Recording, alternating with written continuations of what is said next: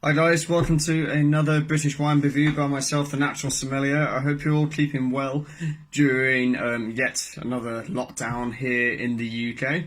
Today we're going to be doing another British wine review by one of my favourite wine estates in the UK, and that is Gusbourne.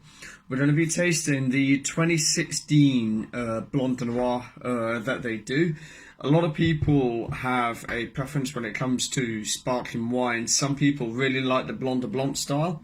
Some people like sort of midway. They like a blend of all the different permitted grape varieties.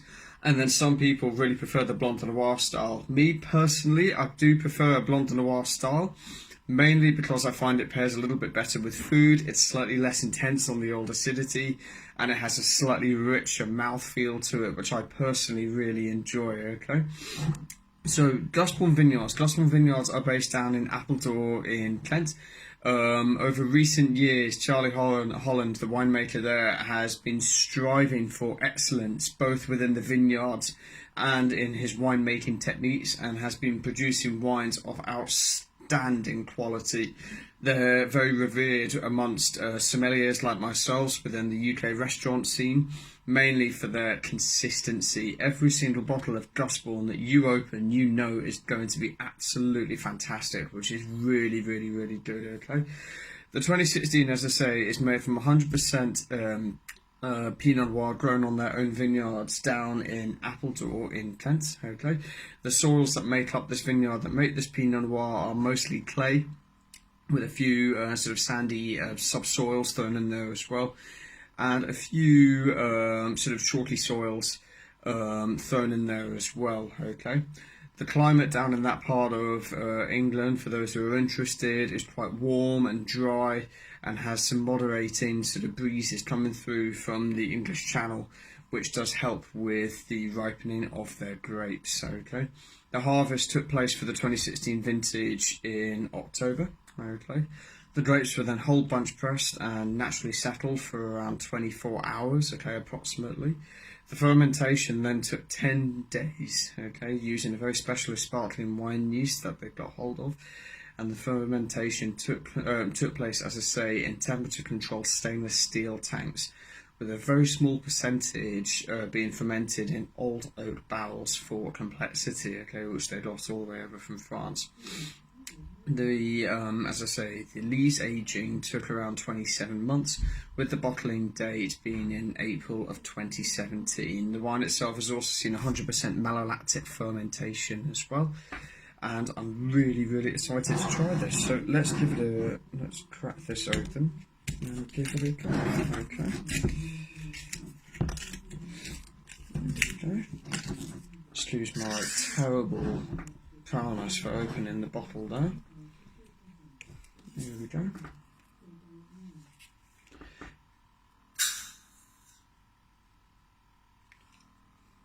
So a lot of English wine producers over recent years have been commenting on how Pinot Noir, in particular in the UK, seems to be doing really, really well on its ripening. And you know, one can put that down to many things. Maybe it's global warming, maybe it's the excellent viticultural techniques being used, but it is fantastic to see Pinot Noir ripening to you know, such prowess at the moment. It really, really is.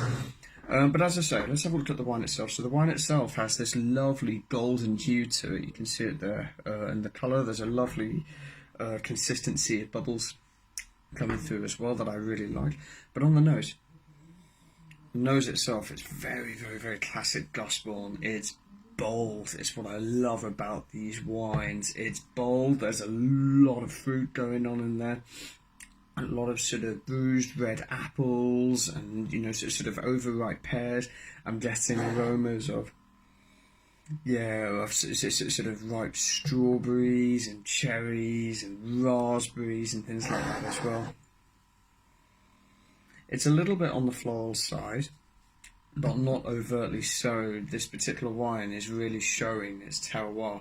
I'm getting, you know, that sort of slightly, you know, sort of damp earth, clay kind of character, which, as I mentioned earlier, is very prominent within the soils of which this Pinot Noir has been grown, okay?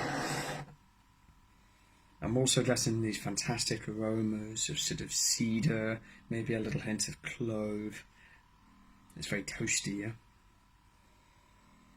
Let's have a little taste.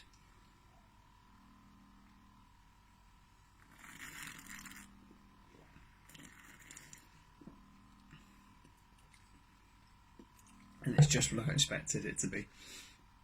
It has a very, very rich mouthfeel to it, which I absolutely adore. This is a sparkling wine that needs a little bit of food to go with it. It's not necessarily the sort of thing I would necessarily drink on its own.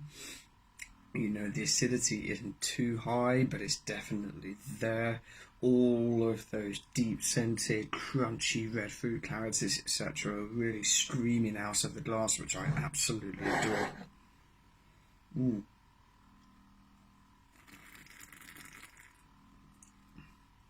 Wow. It's a delicious wine, really, really, really is. And actually a really nice contrast. If any of you have ever tasted their Blanc, their Blanc is outstanding. I'm a huge, huge fan of it. But it's a very different character, you know what I mean? When you've got Chardonnay and you've got Pinot Noir and you put them next to each other in two different styles of sparkling wine, you can really, really see the difference. I find the Gusbourne Blanc a very delicious style of sparkling wine, but for me it can be ever so slightly austere. The acidity is really dominant, whereas I say with the Blanc Noir, I've fallen in love with this already. I think it's absolutely outstanding. It has this creaminess to it, yet zesty, and a deliciously lingering mouthfeel. Just an awesome, awesome, awesome, awesome, awesome wine. So these wines are available directly from them, www.gusbourne.com. That's GUSBOURNE.com, okay, and you can check out some of their other wines that they do as well. Don't forget to follow them on Instagram, Gusbourne, as well, where you can see all their latest updates. And don't forget to follow myself, The Natural Sommelier, on Instagram as well, and to check out my website, thenaturalsommelier.com, where I'm in the process of putting a whole load of new and exciting updates on there as well, okay, including some of the latest book reviews, some book reviews of some of the latest books that I've been reading about the world of wine, and in particular sort of small, artisanal, biodynamic, organic and natural wines as well as some things more local to home, guys, as well, okay. Until next time, however, please keep safe and drink well.